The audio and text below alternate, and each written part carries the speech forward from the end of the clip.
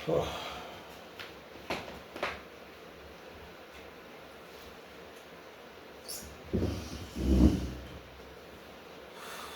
Morning इंसानों उर्फ होमो sapiens sapiens social animals.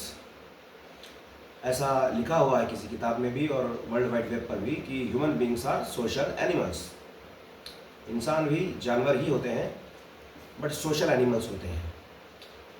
ये उपदेश मैं क्यों दे रहा हूँ? क्योंकि मेरी मर्जी, मेरे मन को भाया, मैं जिंदा इंसान, ताज़ा तरीन इंसान काट कर खाया। तो ये मेरा डायलॉग है, जो मैंने एक डायलॉग एडिट किया मैंने। चाइना गेट नाम की एक मूवी थी, उसमें एक विलन था जगीरा, तो उसने ऐसा डायलॉग मारा था, मेरे मन को भाया, मैं कुत्ता काट के खाया। तो मैंने कहा मैं अघोरियों को गुरु बनाना चाहता था, बट अघोरी जो होते हैं वो मरे हुए इंसान को खाते हैं। और थोड़े दिन पहले मैंने ये जाना कि इस्लाम में किसी भी मरे हुए जानवर को खाना हराम है। इसलिए मैंने तो बहुत पहले ही डायलॉग क्रिएट कर दिया था कि मेरे मन को भाया, मैं ताज़ा तरीन इंसान काट के खाया, मतलब जिंदा इंसान काट के खाया। ऐसा तो मैंने एक डायलॉग बनाया था। और I am not a social animal, क्योंकि मैं सोशल होता हूँ तो फिर लोग मुझे कंट्रोल कर लेते हैं और फिर मैं आदमखोर हो जाता हूँ कभी कभी। तो ये उपदेश मैं दे रहा हूँ क्योंकि मेरी मर्जी।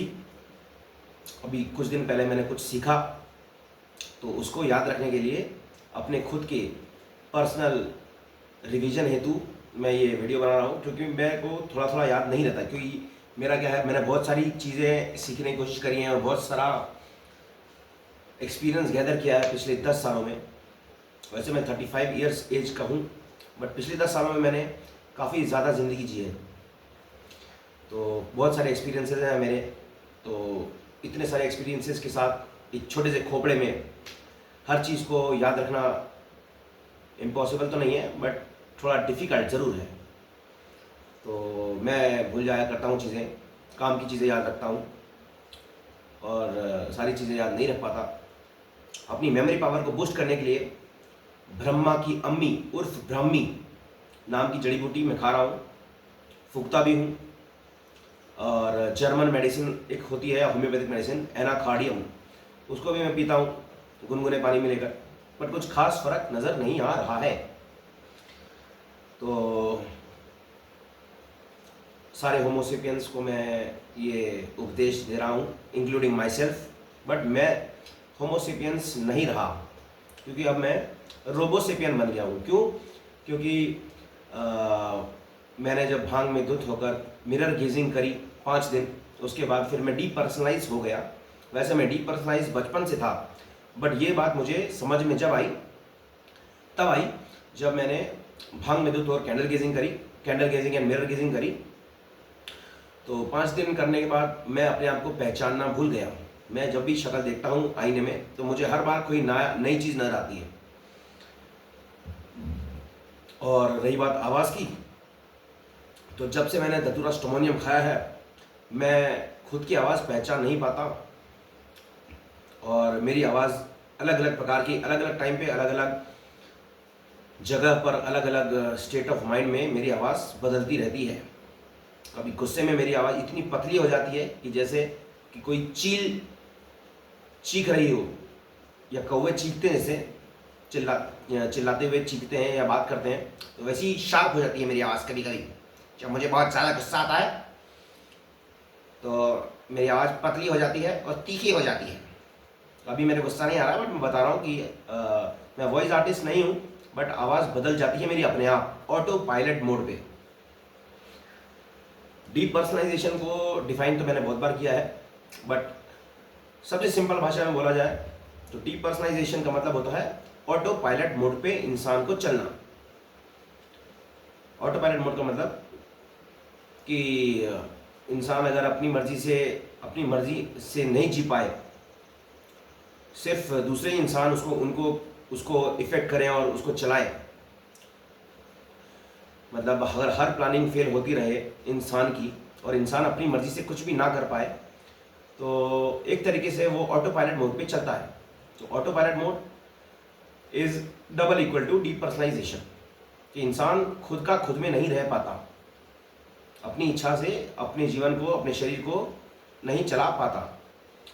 तो डीपर्सनलाइजेशन होना और डीपर्सनलाइजेशन होने के साथ साथ ये जानना कि डीपर्सनलाइजेशन क्या होता है और डीपर्सनलाइजेशन इंसान को है, तो उसको बोलते हैं कॉन्शियस डीपर्सनलाइजेशन, कि मुझे डीपर्सनलाइजेशन है और मुझे पता है ये बात। कुछ लोगों को पता नहीं होती और कुछ क्या बहुतों को पता नहीं होती। इस दुनिया में हर इंसान डीपर्सनलाइज होता है, बट इस बात का बोध, एनलाइटनमेंट कभी कभी किसी किसी को ही होता है। अगर कोई करना चाहे तो मैं बताया मैंने कि कैंडल गेजिंग, मिरर गेजिंग करो। मिरर गेजिंग करने से दिखने लगता है कि इंसान हर जगह पे, हर समय पर, अलग अलग सिचुएशन में, अलग अलग स्टेट ऑफ माइंड में इंसान के अंदर अलग अलग आत्माओं का वास होता है और इंसान अपनी खुद की आंखों से ये देख सकता है। और आंखों को तेज करने के लिए कैंडल गेजिंग कर सकता है। और वैसे आजकल ग्राफिक्स जो कंप्यूटर साइंस एंड इंजीनियरिंग वाले जो लोग हैं और जो ऑप्टिक्स पर और ग्राफिक्स पर काम करते हैं, तो हल्का सा चेंज भी अगर किसी इंसान की आइडेंटिटी यानी उसकी फिजिकल अपीयरेंस में आता है, स्पेशली अगर आंखों को फोकस किया जाए, तो आंखों के थ्रू आत्माओं का डिटेक्शन पॉसिबल होगा। मुझे नहीं पता कि ये टेक्नोलॉजी इंडिया में है नहीं, but I am dead sure कि आंखों को स्कैन कर कर कौन कौन सी, किस प्रकार की आत्मा कितने देर तक, कहाँ पर, किस इंसान के अंदर रुकी है, ये पता लगाया जा सकता है। ऐसी टेक्नोलॉजी कहीं ना कहीं हिंदुस्तान में नहीं तो कहीं दुनिया में कहीं ना कहीं होगी ज़रूर। तो बकवास नहीं कर रहा हूँ मैं, ये मेरा पर्सनल एक्सपीरियंस है डीपर्सनलाइजेशन का। बाकी मैंने ये शुरुआत करी थी हेलो इंसान, हेलो होमो सेपियंस, क्यों? इसलिए क्योंकि एक इंसान था जिसका नाम था पतंजलि, कोई ऋषि महर्षि था। तो उसने जानवरों को क्लोजली ऑब्जर्व करने के बाद बहुत सारे यौगिक पोजेस बनाए और उन यौगिक पोजेस को यूज़ कर कर इंसान जो खुद को सबसे बेटर प्रजाति मानते हैं, वो फ़ायदा उठाते हैं जानवरों का, जानवरों के स्टेंसिस का, जानवरों के पिक्यूलियर मूवमेंट्स का। और सिर्फ पतंजलि ही नहीं, जिस इंसान ने कलारीपयट्टू नाम के मार्शल आर्ट्स का इन्वेंशन, डेवलपमेंट किया, उस इंसान ने भी जानवरों को बहुत क्लोजली ऑब्जर्व किया और जानवरों के जो मूवमेंट्स होते हैं, फाइटिंग स्किल्स होती है जानवरों की, या जानवरों का जो तरीका होता है जंगल में अपने आप को सुरक्षित रखने का और मूवमेंट का, तो उसी से कलारीपयट्टू नाम का मार्शल आर्ट्स उद्गम हुआ है। तो दोनों ही योगा एंड कलारीपयट्टू दोनों ही चीज़ें जानवरों की देन है। वैसे सब कुछ जानवरों की ही देन है, बट फिर भी इंसान को ऐसा लगता है कि इंसान सबसे अच्छी प्रजाति है, सिर्फ इंसान के पास दिमाग है, बाकी और किसी के पास दिमाग नहीं है। ऐसा गलतफहमी इंसानों को है। इंसानों को, हिंदू धर्म के कुछ लोगों को ये गलतफहमी भी है कि 84 लाख योनियाँ ही हैं और उन्हीं में सिर्फ आत्मा विचरण करती है।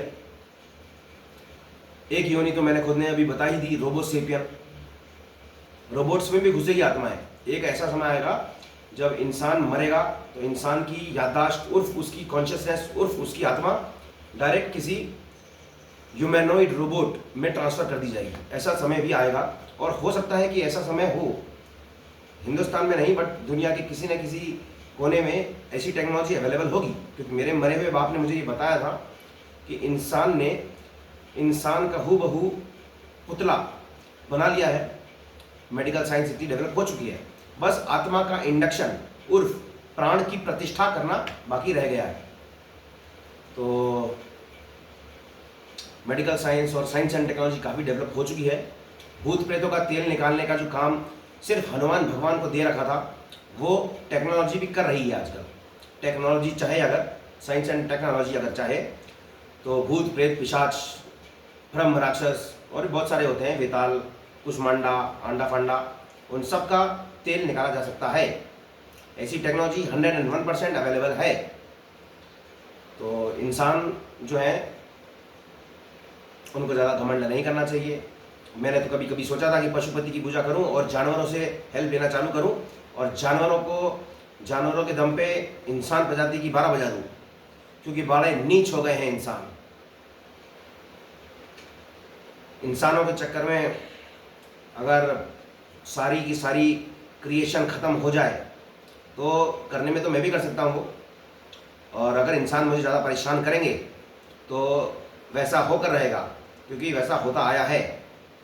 जो लॉर्ड शिवा को डिस्ट्रॉयर ऑफ द वर्ल्ड्स की उपाधि दी गई है वो इसीलिए दी गई है, क्योंकि जब बहुत ज़्यादा इंसान बहुत ज़्यादा परेशान करते हैं तो फिर सबको मारना पड़ता है, और सबको मारते मारते कभी कभी नेचर भी डिस्ट्रॉय हो जाता है। नेचर का मतलब धरती ग्रह का वो इलाका या वो एनवायरनमेंट जहाँ पर इंसानियत या फिर जानवरत या फिर लाइफ फॉर्म्स एग्जिस्ट करते हैं। तो ये जो प्रवचन था मेरा, ये इंट्रोडक्शन था। अब मैंने एक इंसान के द्वारा बनाया गया योगा और योगा का कोर्स ज्वाइन किया था, कंप्लीट कर चुका हूँ मैं, क्योंकि ये बहुत बड़ी बात है कि मैंने कंप्लीट कर लिया। क्योंकि पिछले 1.5-2 सालों में मैं जो भी सीखना चाहता था या जो भी करना चाहता था, मैं कभी कुछ कंप्लीट नहीं कर पाया। मैं ईशा फाउंडेशन गया, इनर इंजीनियरिंग कंप्लीट नहीं कर पाया।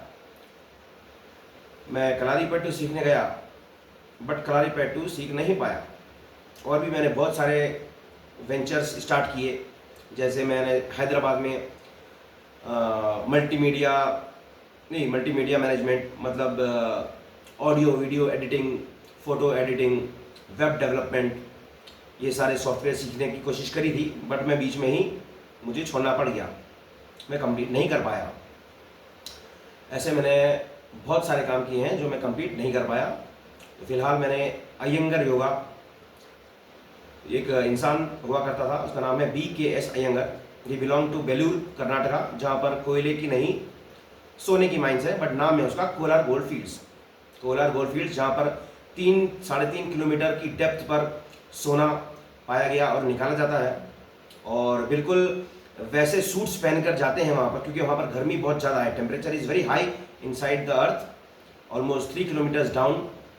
तो वहाँ पर जो माइनिंग इंजीनियर्स होते हैं, जो वर्कर्स होते हैं, माइनर्स होते हैं, वो हीट रेजिस्टेंट कपड़े पहनकर जाते हैं, जैसे कि वो यूरेनियम, जैसे बॉम्ब डिस्पोजल करने के लिए जो कपड़े पहने जाते हैं, उस टाइप के कपड़े पहनकर वहाँ पे माइनिंग की जाती है।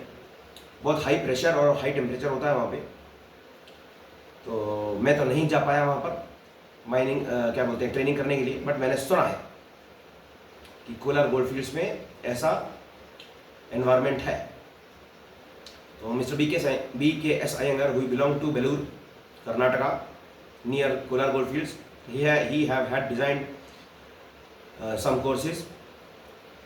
तो उसके कोर्सेज में ये स्पेशलिटी है कि योगा करते हैं जब, तो योगा करने से शरीर के विभिन्न अंग और मांसपेशियों में कहाँ किस प्रकार से किस पर इफेक्ट पड़ता है और किस चीज़ से क्या फ़ायदा होता है, क्या नुकसान होता है, ये सब बातें बताइए। तो थोड़ा scientific way of understanding yoga and yogic methods and stances and poses, asanas, वो उन्होंने बताया है। तो मैंने शुरुआत करी है, अभी धीरे धीरे मैं और पढ़ूँगा, क्योंकि मैं एक इंग्लिश मेडिसिन का एस्पिरेंट हूँ, बट अपने आप को कंट्रोल करने के लिए, अपने आप को बैलेंस रखने के लिए मैंने सोचा कि मैं पहले अपनी बॉडी पर काम करूँ। तो अभी मैंने योगा स्टार्ट किया है। जिम तो मैं करते आ रहा हूँ बहुत टाइम से, कराटे भी मुझे आते हैं थोड़े बहुत, मार्शल आर्ट्स।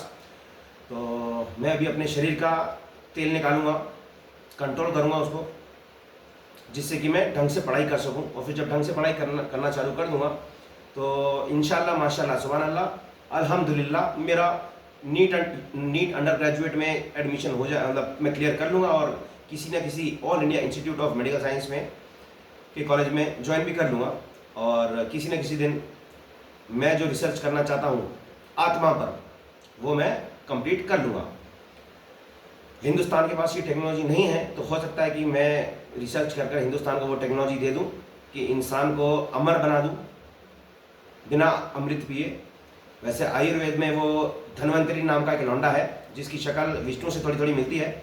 वो अमृत का लोटा लेके खड़ा रहता है और बोलता है कि मेरी पढ़ाई करो और मैं तुम्हें अमृत देता हूँ। तो फिलहाल के लिए इतना ही, बाकी बात बाद में करेंगे। I am getting busy right now.